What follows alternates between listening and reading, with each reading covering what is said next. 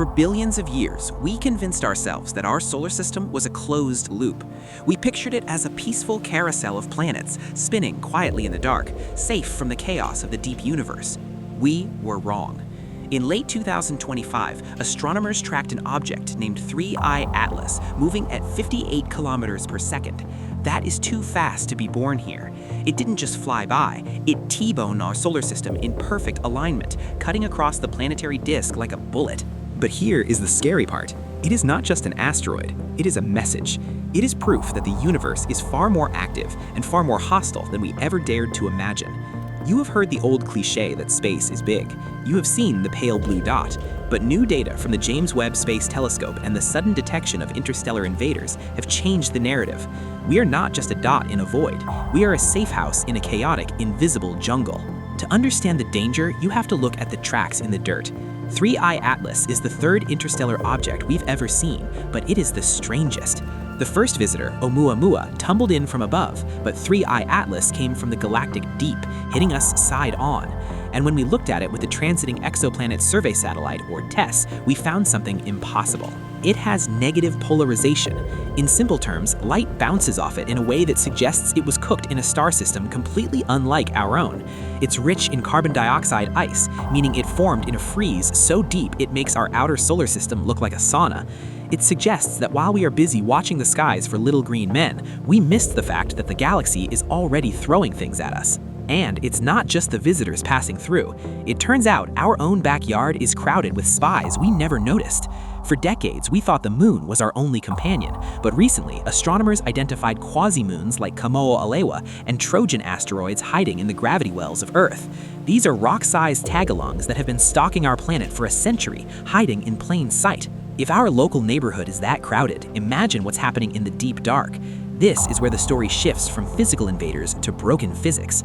The James Webb Space Telescope was built to look back in time to see the first light of the universe. It found a galaxy named JADES GS-Z14. It existed only 300 million years after the Big Bang. And that's a problem. According to every model of cosmology we have, a galaxy that big and that bright shouldn't exist yet. It's too mature too soon.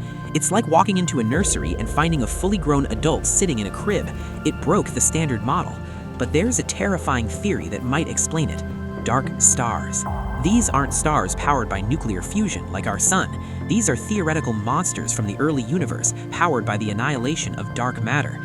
They wouldn't just be big, they would be millions of times more massive than the sun, puffed up by invisible destruction, cool enough to be invisible to the naked eye, but bright enough in the infrared to fool our telescopes. This brings us to the most unsettling fact of all. 96% of our universe is missing. Everything you can see, every star, every galaxy, every gas cloud, makes up only 4% of reality. The rest is dark matter and dark energy. We are floating in an invisible ocean, and we have no idea what else is swimming in it. And some of the things we can see are terrifying enough. Take TON 618. It is the largest black hole we have ever observed. It is 66 billion times the mass of the sun. 11 entire solar systems could fit inside it side by side. When black holes like this feed, or when they collide, they ripple the very fabric of space-time. We can actually hear the echoes of these monsters.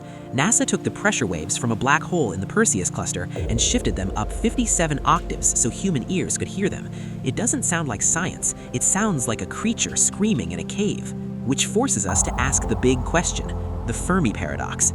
If the universe is this old and this big, where is everyone? We calculated that our galaxy should have been colonized 1,000 times over by now, yet all we hear is silence. For years, we hoped the silence meant we were special, but look at the evidence. Rogue planets with burning ice, interstellar objects moving at bullet speeds, black holes that warp time so severely that if you fell in, you would watch the entire future of the universe play out in an instant before you died. Maybe this silence isn't because the universe is empty. Maybe the silence exists because the universe is a jungle, a hostile, violent environment where only the quiet survive. Maybe the great filter isn't some test waiting for us in the future. Maybe the filter is the universe itself, efficiently destroying life with gamma ray bursts and wandering stars, and we are just the lucky anomaly that hasn't been noticed yet. And the jungle is getting bigger. The universe is expanding, and that expansion is accelerating. Galaxies are being dragged away from us faster than the speed of light. One day, no matter how powerful our telescopes are, we won't be able to see the other galaxies at all. They will fade into the black. We're living in a unique moment in cosmic history. We're the only ones who will ever see the universe as it is now. We're the witnesses. Objects like 3I Atlas prove that while we might be isolated, we are certainly not untouched. The most terrifying fact isn't that we are small, it's that we're the only ones left to keep the lights on.